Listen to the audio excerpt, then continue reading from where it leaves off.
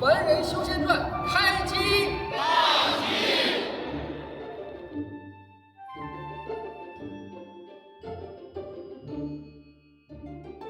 今天的主角，各位道友一定都不陌生，他们是让凡人从小说变为动画的工程师，也是执掌着剧情发展的幕后操盘手。他们的听劝是出了名的，每一集都在进行着最后一点的修改。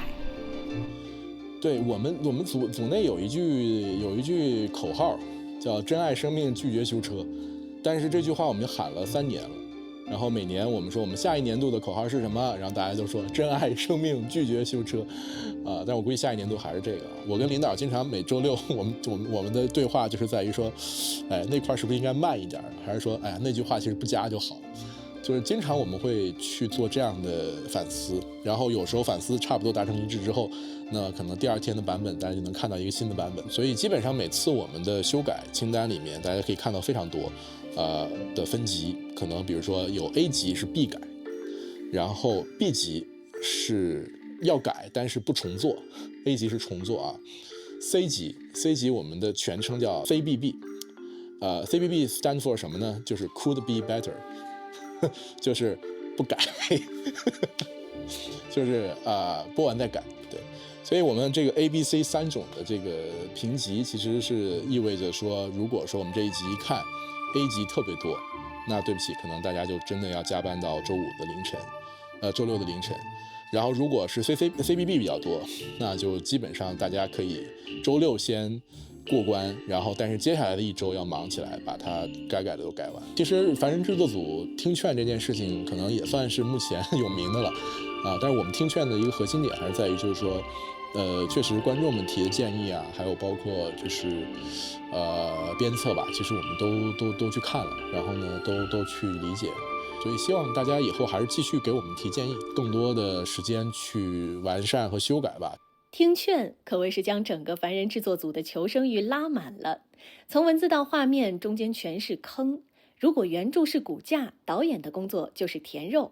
这种补充决定了世界的真实感，也是他们在字里行间进行的第2次拉扯。凡人它本身原著就是一个非常有很好的基础的一个作品，然后呢，望宇老师写这个作品的时候，其实已经倾注了非常多的热情，在构造这个世界的时候，不管是底层架构，还是打斗的逻辑，然后还是人物的性格和处事风格吧，其实都是非常具有逻辑性的，可以基本上按照原著的一个大的脉络去推进，然后只是在局部上可能把有一些人物和一些情节进行放大就好。我心中最理想的改编境界就是彻底融进这个原著的骨架和脉络，对吧？就仿佛看到了望宇当时隐藏起来的手稿一样，当然并没有啊，仿佛看到了，其实并没有看到。就明明你做了一些世间化的补充和调整，但是观众看了之后觉得说，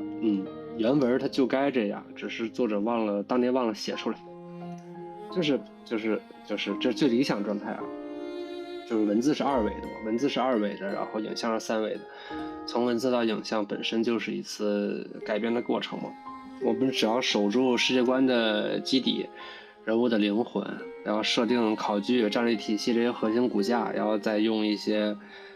戏剧化的视听语言去把人物关系补足，然后把叙事逻辑去理顺，就是让没看过小说的观众能够快速沉浸，然后让老书友一抬眼就能找回到一些当年追更时的味道，这个是终极的追求哈。然后另外一端呢，其实就是人物方面，就是其实不管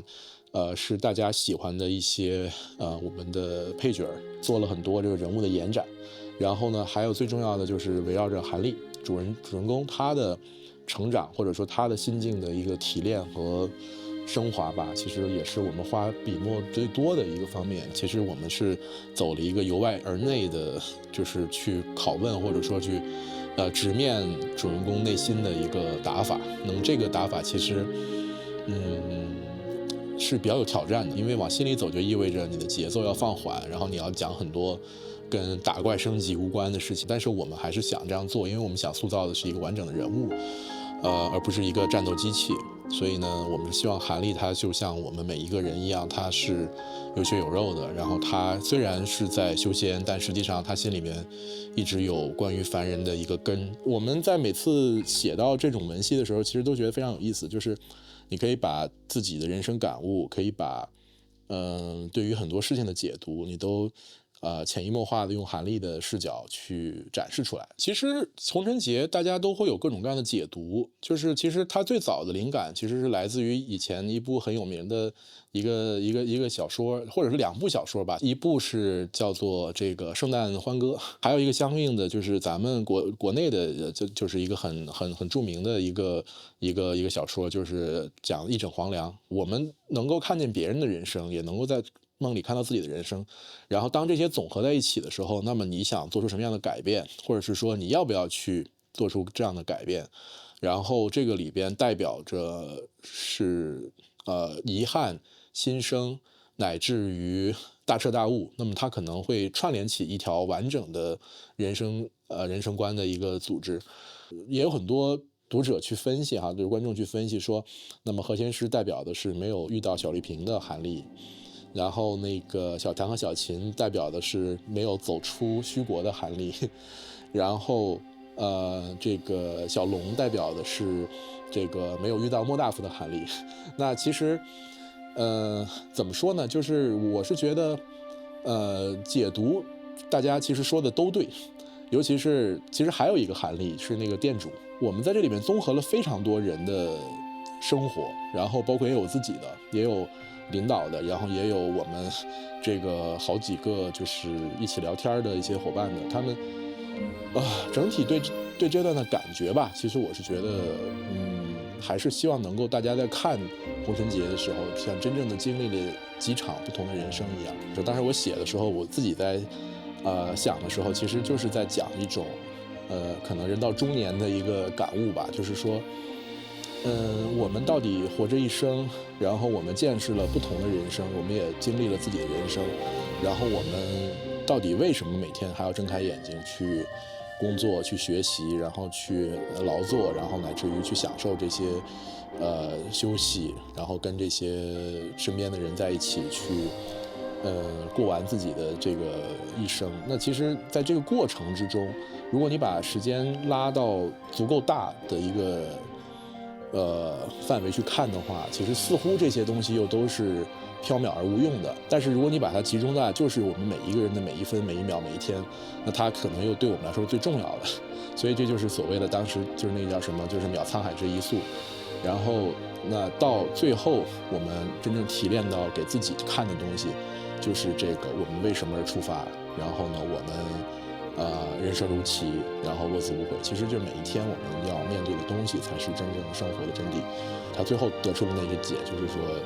迷之则人会苦，然后悟之则天地宽。其实所谓悟是悟了什么？其实悟的就是这些，就是说我们都是红尘中的过客，但是呢，我们虽然是只是过客，我们也不妨留下这个自己的一片衣袖，然后能够让整个别人的人生和我们的人生都过得就是既有初心，然后又有圆满吧。目前来看的话，我觉得大家可能也喜欢的是他的身上的这些东西吧。对作品的精益求精，不仅局限于在剧本上的极致把控，还有剧本围读时的灵感迸发，拍摄现场的再跑一条，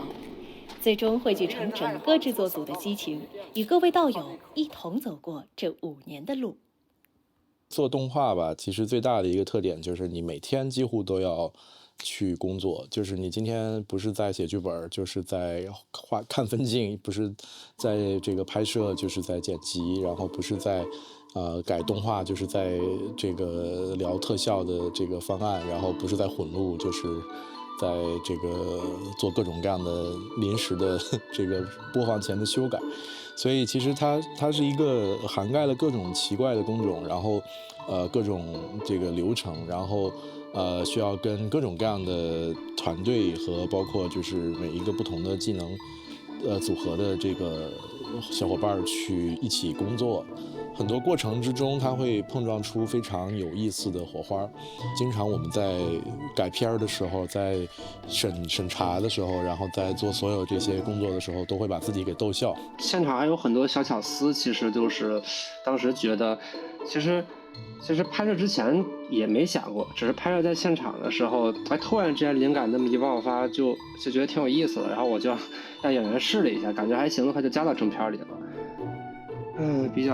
较举个例子，就是比如这个啊，对，得反头转，不能这样就不帅，得反头。比如这个，还有这个。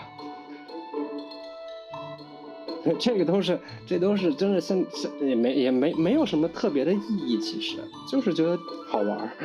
就觉得加上之后的话，这个人物更能鲜活一点吧，就给他加了。还有一些是演员自己现场即兴设计，比如那个风息的这个，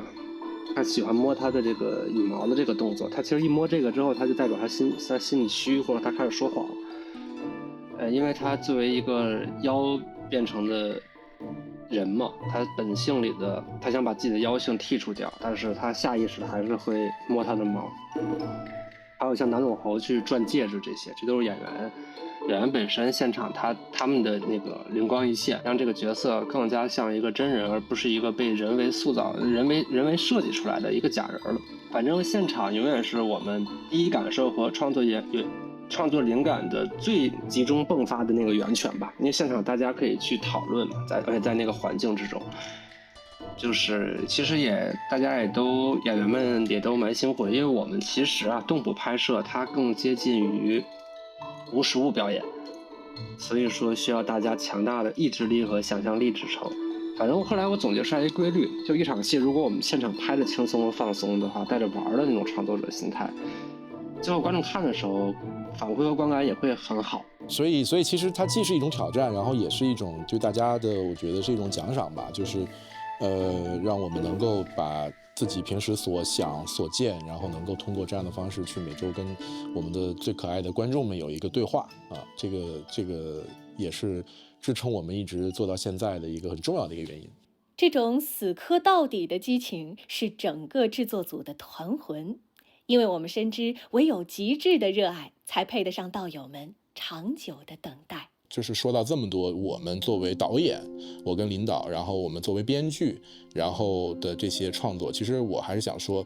真正为这个项目付出特别多的，实际上是我们这些熬尽守夜的制作组的小伙伴们。每次审核，每一次审镜头的时候，开会开到11、12点，然后我可以去休息了，然后但是他们还要继续的去把这些一条一条的录好的反馈，然后整理成文字，然后呢做成这个清单，然后经常可能我们11点多开完会，然后他们2点钟在群里面发一个 Excel 表，我觉得心里面很又欣慰又难受吧，就觉得大家真的很不容易。所以确实就是也是因为这样的原因吧，我们只能播52集停几个月。对，因为如果这样持续的去熬下去的话，可能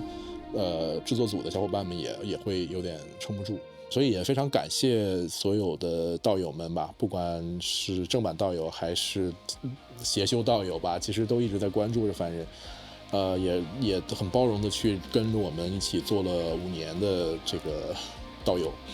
所以接下来其实我们面临的压力和挑战更大，我们也希望就是凡人能够平平安安的去播出，然后能够有更多的观众去看到这部片子，然后能够在这里面看到大家心目中的一些共鸣。所以我们会继续努力的，而且也会继续想办法去把这些后面更多的好的内容呈现给你们。所以也是请大家多多包容，多多支持吧。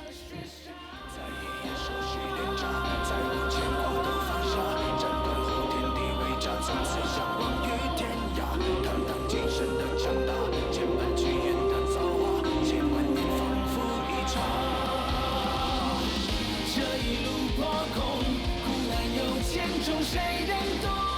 只求有朝再相逢，修炼尘世中，愿周万事空都无踪，终究平凡不平庸。